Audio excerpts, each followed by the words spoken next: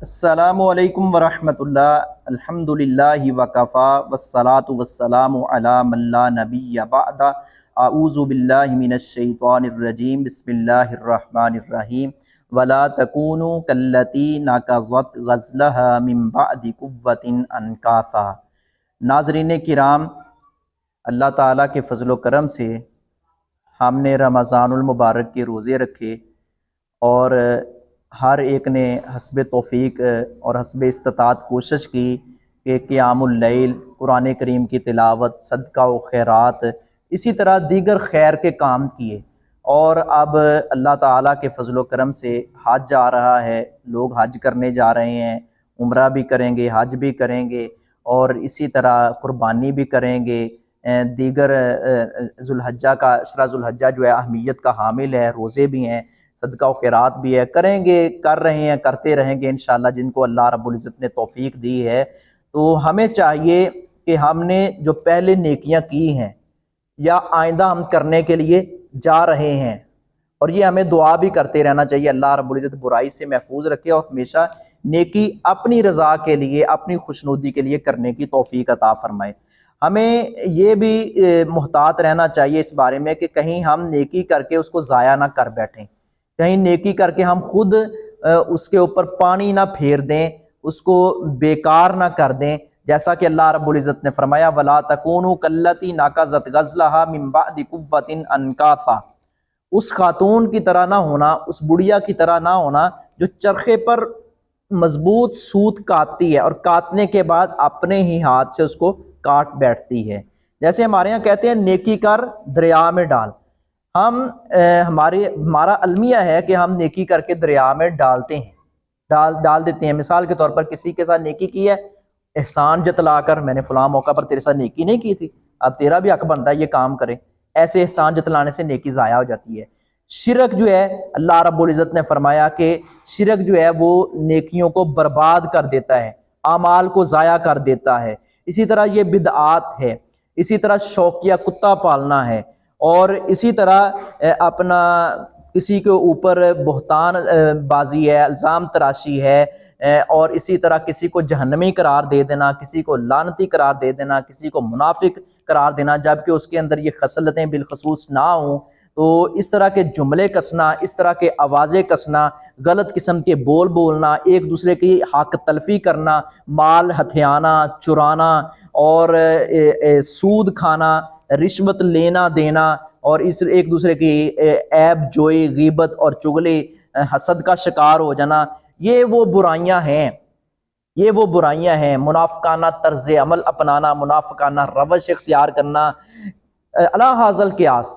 میں اس حوالے سے کئی ایک کتابیں بھی ہیں، اپنا کتاب ہے اعمال نیکیاں کیسے ضائع ہوتی ہیں، غالباً اوپر ٹائٹل یہی ہے، محترم ارشد کمال صاحب کی وہ کتاب ہے، نیکیوں کو برباد کرنے والے اعمال، اسی طرح نیکیاں مٹا دینے والے اعمال۔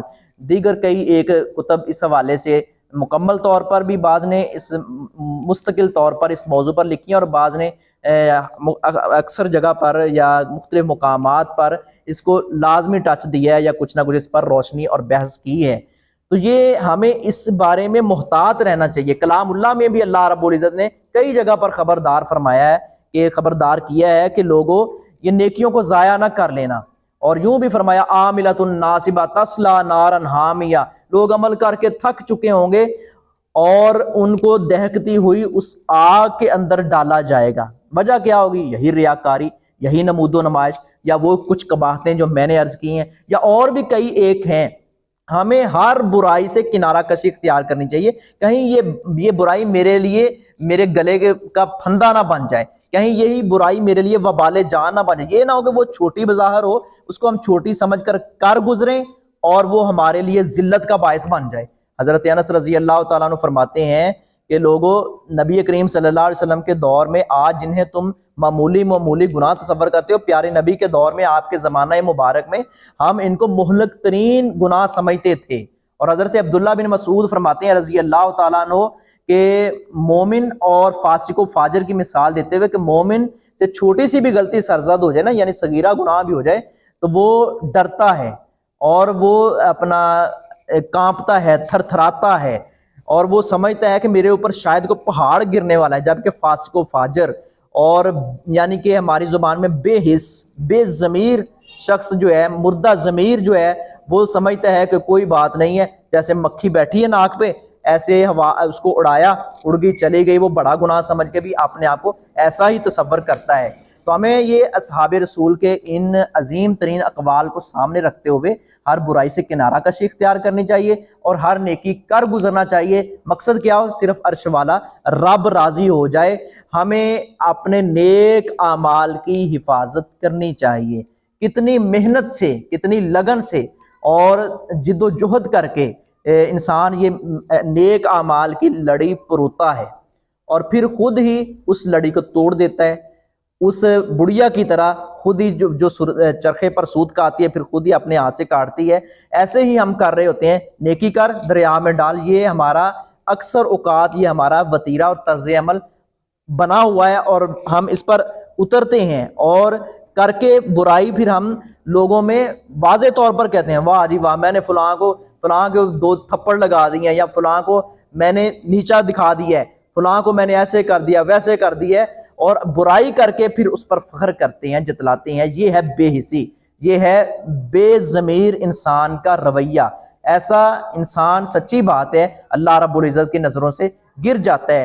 نیک اعمال کرنا، اسلام اور ایمان کی دولت کے ساتھ ساتھ نیک اعمال کرنا یہ کامیابی کے لیے نہایت ضروری ہے، اس کے بغیر چارہ کار نہیں ہے۔